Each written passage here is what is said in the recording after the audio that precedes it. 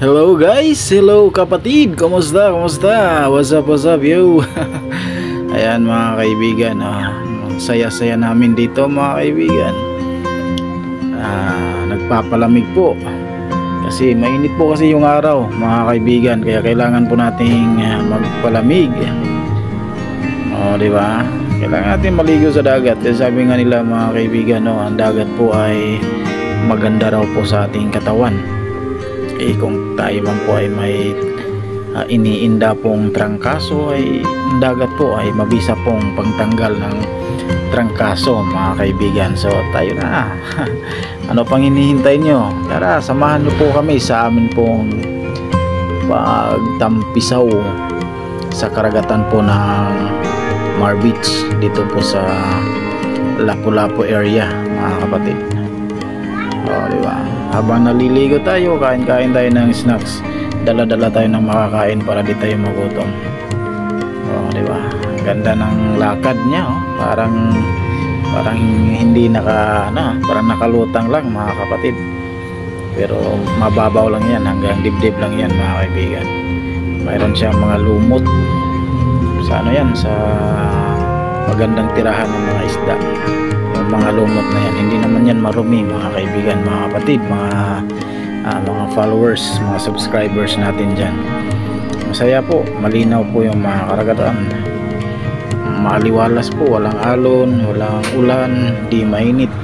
Kasi pumunta po kami dyan ay alas 3 po ng umaga, so talagang walang init kasi wala pang araw sinasadya po namin pumunta dyan ng umaga para hindi tayo mainitan. Talagang tuloy-tuloy lang po yung ating pag-swimming dito. Diba? Ang ganda ng view, ganda. Walang entrance to, walang entrance. Ang cottage dito ay affordable lang, 200 pesos lang po yung cottage dito. Sinasakyan namin dito ay taxi kasi malayo dito. Nandito kami sa Talamban, Cebu City, so malayo yung Lapu-Lapu sa amin. Kailangan namin mag-taxi para one ride lang. So nabayaran namin is 400 pesos, so affordable lang po. Kaya tuloy-tuloy po ang saya. Pareho po kami hindi marunong lumangoy, pero kailangan nating matutong lumangoy.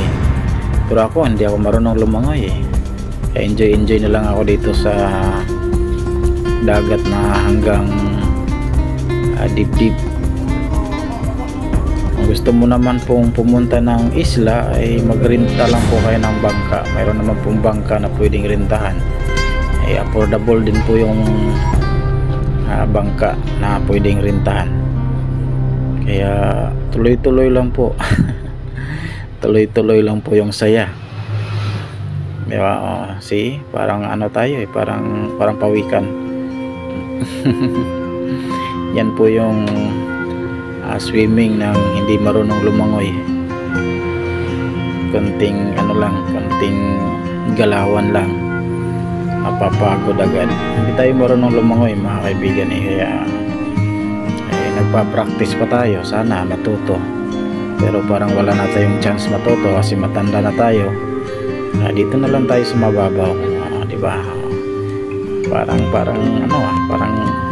magaling lumangoy pero hindi marunong lumangoy yan. Char lang yan. Char lang yan mga kaibigan. Kaya nag-i-enjoy lang tayo diba? Enjoy lang habang tayo po'y nabubuhay pa dito sa mundong ibabaw. Yun po yung pinaka mabuti, yung maging masaya.